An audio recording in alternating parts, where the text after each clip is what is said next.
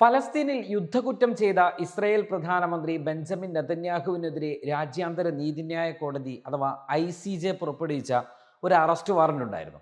ആ അറസ്റ്റ് വാറണ്ടിനെ എതിർക്കുക ഇല്ല എന്നാണ് ഇപ്പോൾ ബ്രിട്ടൻ വ്യക്തമാക്കിയത്. ബ്രിട്ടൻ എന്ന് പറയുമ്പോൾ പുതിയ കാലത്തെ ബ്രിട്ടന്റെ നിലപാടുകൾ എന്തായിരിക്കുമെന്ന കൃത്യമായ സൂചനകളാണ് ഈ വിഷയത്തിൽ ഇപ്പോൾ ബ്രിട്ടൻ സ്വീകരിച്ചിരിക്കുന്ന നടപടിയെക്കുറിച്ച് ലോകം വിലയിരുത്തിക്കൊണ്ടിരിക്കുന്നത്. നേരത്തെ യുദ്ധകുറ്റവാളിയായ നെതന്യാഹുവിന് അറസ്റ്റ് വാറണ്ട് പുറപ്പെടുവിപ്പിച്ച നടപടിയെ കോടതിയിൽ ചോദ്യം ചെയ്യും എന്നായിരുന്നു ബ്രിട്ടനിലെ മുൻ ഋഷി സുനക് ഭരണകൂടം അറിയിച്ചിരുന്നത്. എന്ന് വെച്ചാൽ ഋഷി സുനക്കിൻ്റെ ഭരണകൂടം സ്വീകരിച്ചിരുന്നത് അമേരിക്ക തുടരുന്ന, അമേരിക്കയോട് ചേർന്ന് നിൽക്കുന്ന, ഇസ്രയേലിനെ എപ്പോഴും സഹായിക്കുന്ന, ഇസ്രയേലിന് ആയുധങ്ങൾ നൽകുന്ന, ഇസ്രയേലിന് സാമ്പത്തിക ബലം നൽകുന്ന, ഇസ്രയേലിന് ആവശ്യമാകുന്ന സർവ്വ പിന്തുണകളും നൽകുന്ന ഒരു ബ്രിട്ടനായിരുന്നു ഋഷി സുനക്കിൻ്റെ ഭരണകൂടവും ഋഷി സുനക്കും സ്വീകരിച്ചിരുന്ന നയവും നിലപാടുമൊക്കെ.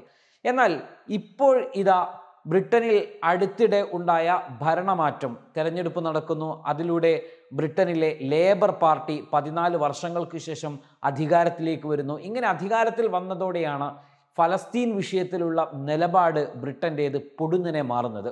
ബ്രിട്ടൻ്റെ നിലപാട് മാറ്റം വലിയ പ്രാധാന്യത്തോടെയാണ് ലോകം വീക്ഷിച്ചു കൊണ്ടിരിക്കുന്നത്.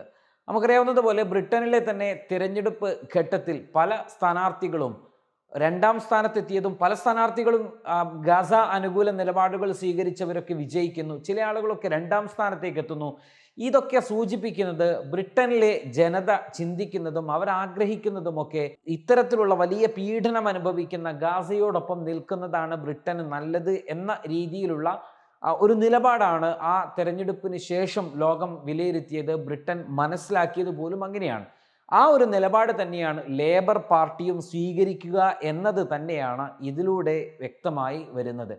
അതേസമയം തന്നെ ഗസയിൽ എത്രയും വേഗം വെടിനിർത്തണം എന്നാണ് US പ്രസിഡന്റ് തെരഞ്ഞെടുപ്പിൽ മത്സരിക്കുന്ന ഡെമോക്രാറ്റ് സ്ഥാനാർത്ഥിയും നിലവിലെ വൈസ് പ്രസിഡന്റുമായിട്ടുള്ള കമല ഹാരിസും മുന്നോട്ട് വെക്കുന്നത്. മുഴുവൻ ബന്ദികളെയും വീട്ടിലെത്തിക്കുവാനും ഫലസ്തീൻ ജനതയ്ക്ക് ആശ്വാസം നൽകാനും നമുക്ക് വെടിനിർത്തൽ എത്രയും വേഗം പൂർത്തിയാക്കണം എന്നാണ് കമല ഹാരിസ് വ്യക്തമാക്കിയിരിക്കുന്നത്.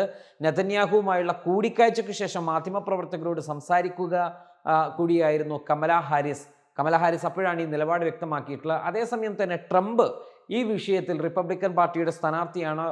വളരെ ശക്തമായ പിന്തുണ നെതന്യാഹുവിനും ഇസ്രയേലിനും നൽകുന്നു. തങ്ങൾ അധികാരത്തിലെത്തിയാൽ ഇപ്പോൾ ബൈഡൻ ഭരണകൂടം നൽകിയ പോലെ അല്ലെങ്കിൽ ഡെമോക്രാറ്റുകൾ നൽകിയ പോലെയുള്ള പിന്തുണയായിരിക്കില്ല തങ്ങൾ അധികാരത്തിലെത്തിയാൽ തങ്ങൾ റിപ്പബ്ലിക്കന്മാർ ഇസ്രയേലിന് നൽകുക എന്നതും വളരെ കൃത്യമായി ട്രംപ് ഇന്ന് വ്യക്തമാക്കിയിരിക്കുകയാണ്. ട്രംപിന്റെ ഈ പ്രസ്താവന അമേരിക്കയിലെ ജൂത വോട്ടർമാരുടെ വോട്ടുകൾ ലക്ഷ്യം വെച്ചുകൊണ്ടുള്ളതാണ് എന്നതും വിലയിരുത്തപ്പെടുകയാണ്.